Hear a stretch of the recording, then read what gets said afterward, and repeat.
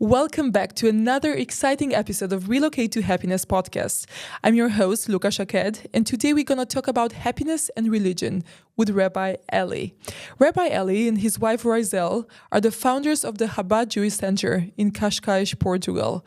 Let's dive in to explore the deep mystic connection between happiness, faith, and religion. Today we're going to have a conversation about happiness, life, high performance, happiness and AI. You can do this.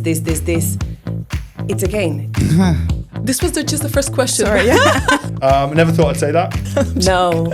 You know what? Why? I'm just thinking about the avocado, meat, food, potato. Like being very focused. And I'm running, not ready, in underwear. Oh, will she come in her lingerie? Like You have to schedule sex. Put it like that. All we need is love. Relocate to happiness.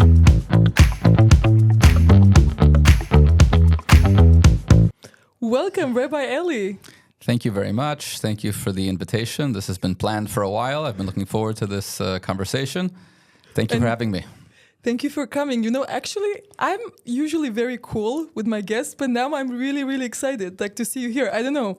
It's like a different vibe here in the studio. Well, it's my first time being in a recording studio like this. First time doing a podcast, so relax. So I should be relaxed and you should be the one. I guess. Okay. So welcome to my playground. We're going to have some questions today and we're going to have some... I won't say fun, but we're going to have some significant conversation, right? About today, happiness and religion. Absolutely. Yes. So my first question, we're here to talk about happiness. But before that, I was thinking that, I don't know your journey about how you guys, how did you arrive to Portugal and how did you become a rabbi in Portugal from all the places of the world? Well, great question and great intro, because most of all, I'm happy to be in Portugal and very happy to be a rabbi. So I became a rabbi in Portugal. It sort of started a couple of years before I became a rabbi. I visited Portugal in the summer of 2006 as a Chabad yeshiva student visiting the community of Portugal. And at that time, there was no Chabad house in Portugal at all. And from that first visit that I had here, I developed friendships with people here and never truly forgot about Portugal. Portugal always was very much connected with me. And later when Razel and I got married and we both had decided beforehand that we were going together to start a Chabad house somewhere, Portugal kind of kept calling us. And finally we moved to Portugal, and that's where I started my career as a rabbi. And we've been here now for almost 14 years. This month's going to be 14 years since we arrived. Wow, I had no idea. I mean, we are here for 6 years, and I don't know, I thought you just came. And look at now with Chabad, how I remember it was in a different place, and you built it was such a journey, right? It's been a long, fascinating, amazing journey, and very, very rewarding to see how, the community has become so vibrant and so active and so many different demographics. We're truly a really international community, which is fun and connecting to our theme today always makes people happy. It's just so intriguing every time people come together, always meeting people from different cultures, different backgrounds. But coming back to the original question, being a rabbi in Portugal, I feel is truly rewarding because it's such a uniquely rich location in terms of the history. It's unparalleled. Jewish history in Portugal is just an unbelievable story, and being able to be a student of that history and to be able to share it. I mean, as a rabbi, you're always asked to talk and lecture and to be always sharing that story is truly a sense of it's a great responsibility, but something that I truly enjoy and brings happiness. It brings, which I think is going to segue to our conversation today. Yeah, definitely. So I have a few questions about communities because I've seen what you guys built and it's just beautiful. And again, I know how it started. I know a few years ago, and I see today all the holidays and the amount of people that are coming there. You really, really built from nothing. I think from scratch, right? I could say that. When we started having activities in Cascais, particularly, thinking about. You think about what a rabbi does. So let's say synagogue prayers. When we first started, was only a handful of people, really, sometimes 2, 3, and that's it. But I think back at those days fondly because it wasn't a sense of disappointment. Okay, 2 people came today. It was a truly enjoyable moment always as we spent time, whether it was with 2 or 3 people, or thankfully in the current times, it could be 200 or 300 people or even more. Yeah. Even to 1,000. Luckily, you have like a big building, so the space does seem to expand to always allow more people to participate, but sometimes it's challenging. Like when we were hosting to the first night of Sukkot this year, and previous years we got up to 100 people, and the Sukkah was kind of full. And this year we looked at our reservation list; it was 180 people. Where are we putting 180 people? But we managed to have a good structure that worked, and thankfully, I don't think anybody ever feels that there's no place for them. Yeah. So talking about Sukkot, actually, I'm thinking, first of all, I want to say Happy Jewish New Year, right? You finished with it's over, right? With the holidays. Well, the holidays never really end because the holidays aren't just moments in time where we celebrate and then move on. The holidays are sort of our moments to collect spiritual energy, pack it in, so to speak. We even have a saying in Chabad, it's a time to really stock up and then during the course of the year unpack what you've been able to experience during the holidays. So we don't really ever look and say, okay, they're behind us, they're still with us.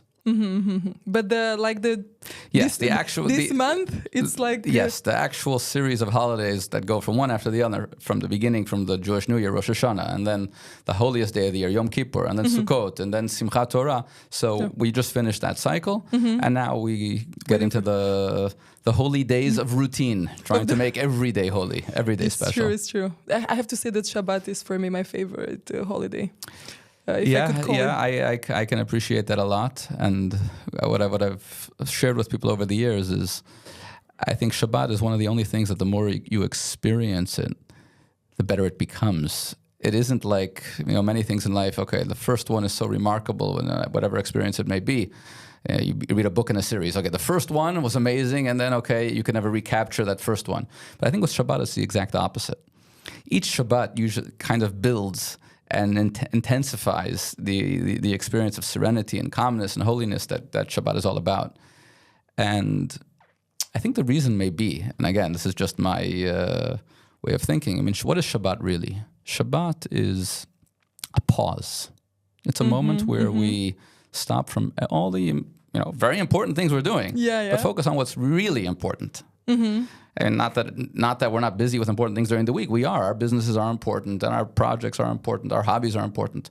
But Shabbat is when we come to things that are truly important. It's our family, it's our faith, it's our community.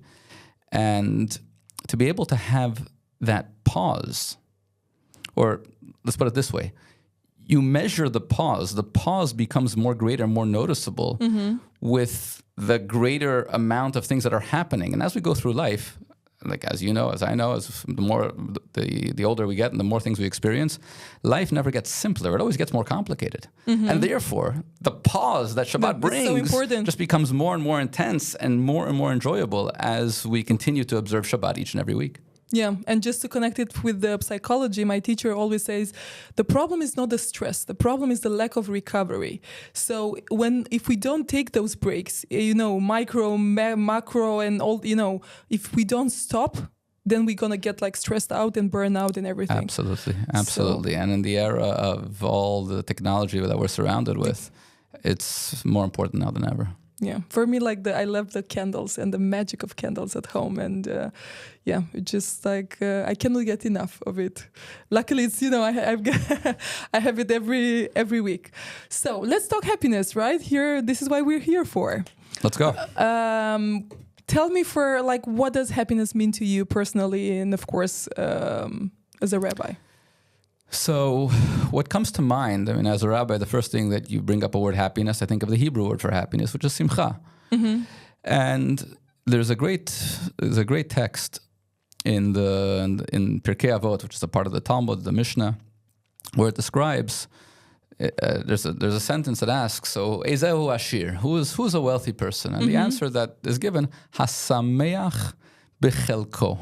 The happy one. So happy with what they have, happy with what they possess, happy with their lot. And, I think happiness always is connected to really to fulfillment. What does it mean to be sameach bechelko, to be happy with what you have? It means to be fulfilled, to be really purpose-driven. And I think about the moments in my day where I can truly, turn around and say, yes, that was really a moment that I really enjoyed. That was enjoyable. That brought me happiness. And it's always related to moments of fulfillment, where you've just accomplished something special. Whether it's in the course of my work, oftentimes it means to help somebody. Somebody calls and needs a little bit of advice, or somebody calls and needs something that you can provide, whether it's a simple act like visiting a home and placing a mezuzah on someone's doorpost, like I did yesterday. Yesterday was the first time I was managed to do that after all the holidays where there's really no time. And yesterday I did that for the first time in a while. And it was extremely satisfying to be able to come into a couple's home, spend some time with them, talk with them, even though it wasn't a very long time.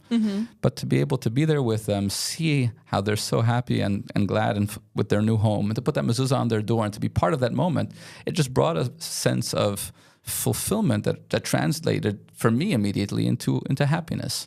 So if I could say for a second, serving others, does it lead you, do you feel this fulfillment? Does it lead you to happiness? No question. No question about it. And I've thought about this so many times, because in life, often we need help and often we need to help others. I would just say, think about like a simple analogy, gift giving.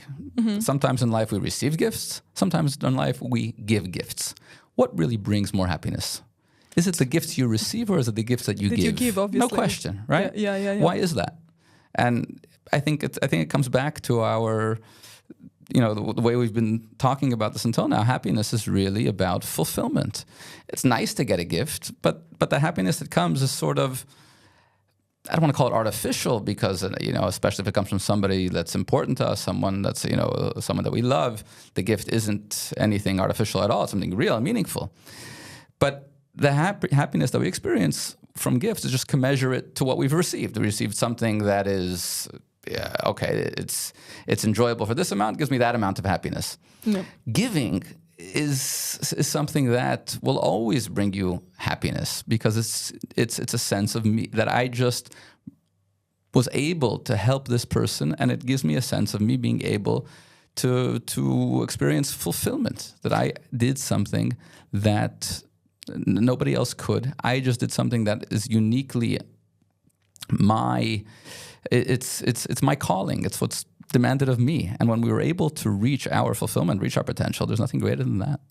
And I'm a witness to, I've seen how much you are giving to our community, and I want to thank you with this chance. And I want to go firstly I say you're welcome. Thank you for that. Thank you for the thank you. But I have to thank all those that always help and allow me to be able to be a rabbi and to be able to be the sort of figurehead of helping in all the activities we do. But everyone has to remember that everything that happens at Chabad, or anything that Rezel and I are able to do for the community, is all dependent on the great kindness and volunteering and support and generosity of the people that we're surrounded with. So it's never us alone. It's like a circle, right? Absolutely. Like what comes around goes around. And absolutely. Okay, noted. And I will go back to the community. I know that you and Rezel, you're doing a lot of events and a lot of everything what that you organize.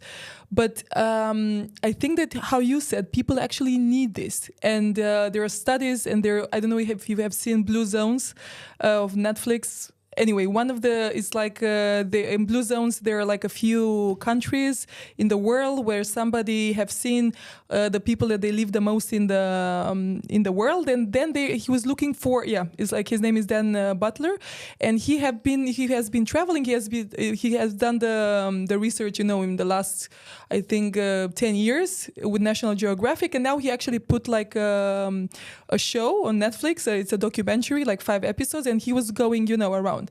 So one of the things, he was looking, why are these people, living for more than 100 years? What's happening? Like, what is the common thing that, unites them? What's the secret? What's the secret? Exactly. So there are a few secrets. Of course, it's like food and its movement and all kind of stuff, but it's the sense of belonging and also the sense of community. So he have seen that communities, I don't know if Costa Rica or I don't know in which one exactly he was mentioning, but they have this sense of community and people, they part, and also of course religion. So my to get to the question, how is important is the community today and how much does it lead to happiness? We're truly happy when we're helping others. Mm-hmm. So to truly be a happy person, you need to be surrounded by community, by family, by individuals that you're with. We can't be alone. We just started the reading after Simchat Torah. We started the reading of the Torah, of the Bible again from the beginning. Mm-hmm. And right from the very beginning, God says it's not good for man to be alone. It's just that's not. It's written there. Absolutely. We need to be with others. We need to be with other individuals, and that's when we can experience happiness. Because if we live a solitary existence, there's no real opportunity for me to be able to learn from others, help others, have others help me, and have this cycle be perpetuated. It's essential to be involved with community. So you think that there's like the fact that they're in community, not automatically, it definitely leads to a higher level of happiness, of satisfaction, or of joy, right? No question. No question. Absolutely. Look, we're you have people that are more social, less social, but everybody needs those moments of being with other individuals to give them the sort of oxygen that makes them feel that makes them feel needed, involved, relevant. Sharing the same values also. Absolutely. And happiness can't be achieved without all that. Mm-hmm. Okay. Noted. I love to hear, it's like music to my ears to hear this stuff. I want to talk about, you mentioned like thank you, and you mentioned, I thought about gratitude when you were telling me, how grateful you are for everybody and for the community and everything. So I want to talk a bit about the connection between happiness and religion. And I want to look about, like in psychology, you have like this thing, like you have gratitude, you have forgiveness, you have kindness, you have the rituals that, the same things that they repeat. So we do have like some common points, I would say, right? So what do you like? How would you explain the connection between these two? Well, gratitude is you can't really be happy if you're ungrateful, right? To be able to, getting back to the statement I started with, to be able to be happy with what you have, you can't expect it. Nothing can be taken for granted. It's all essential to first start with that backdrop, with that introduction of being grateful. And being grateful starts with really being cognizant, to being aware, to being, just to really be mindful that what we have is a gift, that the talents we possess, we should be grateful to God for the talents we have, the people that we're surrounded with, and not take any of that for granted. One of the most intensely powerful prayers in Jewish tradition is the text that we traditionally say first thing in the morning. It's the prayer before the prayers that doesn't even seem to be a prayer at all. There's a phrase we say in Hebrew each morning when we wake up that goes, Modeh ani lefanecha, that starts with, I acknowledge, I'm thankful to you, God, for restoring my soul. Because when we're at night, when we're sleeping, we're not conscious. The Kabbalists explain that, or in the Talmud and Jewish tradition, it explains that even our soul isn't fully manifesting, and only when we wake up does our soul fully return to our body in a full expressive manner. Mm-hmm. And at that moment, I wake up, and with my first thoughts, I say, "Thank you." That's an incredibly, incredibly powerful way to start your day. I love that. I really love that. So going back to the Judaism and happiness and how, like, I don't know, I probably don't know like the other religions or something, but like how does in Judaism is happiness can I say, promoted, or like where would you give me like a few examples of? I want to hear more. right. I'm into it. I like Okay. it. So just like you can add salt to basically any food. So the place for happiness in Judaism, it isn't a 30-minute moment where someone goes and, okay, this is my time to dance, or this is my time to focus on happiness. There's a phrase in the book of Psalms, in Tehillim, where it's written beautifully, Ivdu et Hashem b'simcha, that serve God joyfully, which kind of tells us that the moment for happiness is to be found in every moment. You can do the exact same thing in a regular manner, or you can do the same activity, the same talk, the same ritual, the same, I'm a rabbi, so I have to use the word, the same mitzvah, right? Yeah. You can do it in an ordinary manner, or you could do it with joy. And our objective is that joy should permeate really every moment of what we're doing. And there's even later texts that describe that someone who doesn't serve God with joy is not just, he's missing something integral. It's sort of, it's not a bonus that's lacking. You're lacking the essence of what's expected of us. We need a part of a true, meaningful faith is one that's experienced with joy. That's fascinating, I would say. I didn't know. I'm like learning now with you. You know that I've been also, I've been through, I converted when I was in Israel. And, a lot of people today, they ask me, what do you miss the most from Israel? And I think that one of the things that I really love the most and in Israel, and that actually united me with, that I got connected to the place, was like all the time when we had this, all the traditions and all the holidays, going back. Anyway, my question is, tell me, for people that Israel now goes through there's a lot of things going on there, and for the people that they cannot find happiness now, for the people that are going through rough times, for the people that are not finding, it's difficult for them to find joy, what would you tell them? You as a rabbi in general, So that's a great question, and it's also a really hard one. Me being here in Portugal and obviously praying for our family and our friends and relatives and everybody that's in Israel that are going through these challenging moments, it's something that we experience on a small level, but they're experiencing this on a level that to me is unimaginable every single day, every time that they have to go into a shelter with their family, every time they have to hear those sirens going off. I cannot imagine what it's like to be with a family in that environment. And when you ask what would be the message to them, I don't really have a short answer to that question, to what I can say to that would give them perhaps happiness in the moment. What I could say and do say, and I think we all have to say, is that we're with you, we're thinking of you.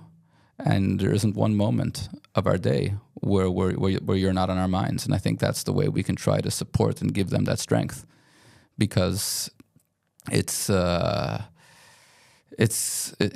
something that being far away from doesn't make it easy. Is we have to, any way we can, to encourage them, whether it's to visit them, whether it's to call them, whether it's incumbent upon us. It's our responsibility, and it's really hard to say. I can't give the solution. I'm not there with them. To the contrary, I need to find out from them how to have joy. How do they do that? It's not easy, and they're heroes. It's true. Every day there's something new that happens. And I think that all that I'm thinking is just the resilience of these people through, not only now, through years, that they've been through so many challenges. But I want to ask you then something like a story of yours. Let's make it more personal. not related to war. I want to ask you like a personal story because I love your stories already.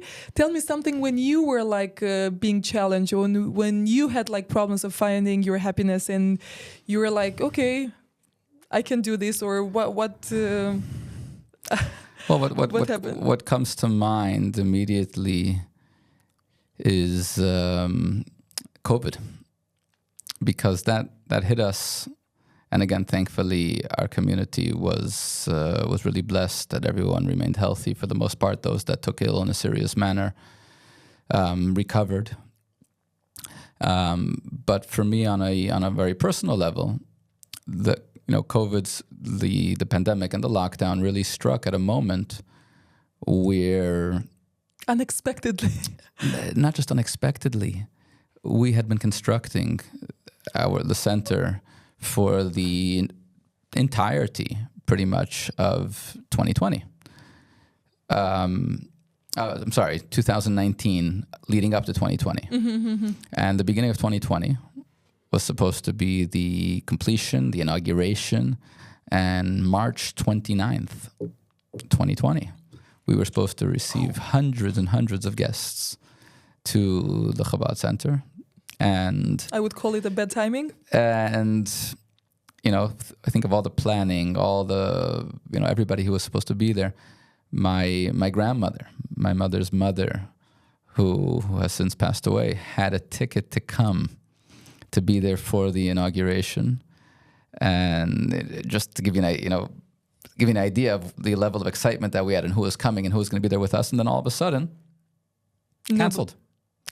Who was there on March 29th, 2020? Instead of the hundreds of people that were supposed to be there, I was there with Razel and our children, and that's it. And it was obviously not what we expected. And here, the building was ready. We were inside. And instead of receiving anybody, we were there receiving nobody. It was just us. Wow. And then one Shabbat, two Shabbats, this went on for months and months where nobody was able to come. It was a very challenging moment.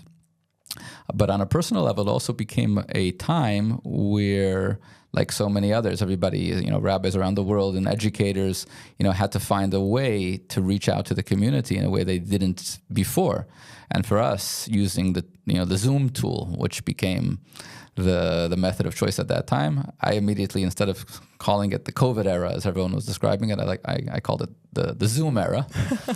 That became our life. Zoom all the time. I was doing initially Zoom classes every single day, and while my classes pre-COVID would be getting 5-6 people attended live, 9-10 for a really nice class. I was getting 30 people participating for classes. And then just so many diverse individuals coming who never really participated before. So to me, that was a really a moment where there was a great challenge, but we were able to collectively as a community use it in a way to connect and be with people in a way that we could have never imagined otherwise. And until today, we're doing Zoom classes. Of course, we're doing classes in person, but the Zoom is still there, and it's a tool that I tremendously enjoy. So I would like to take the chance to tell you thank you.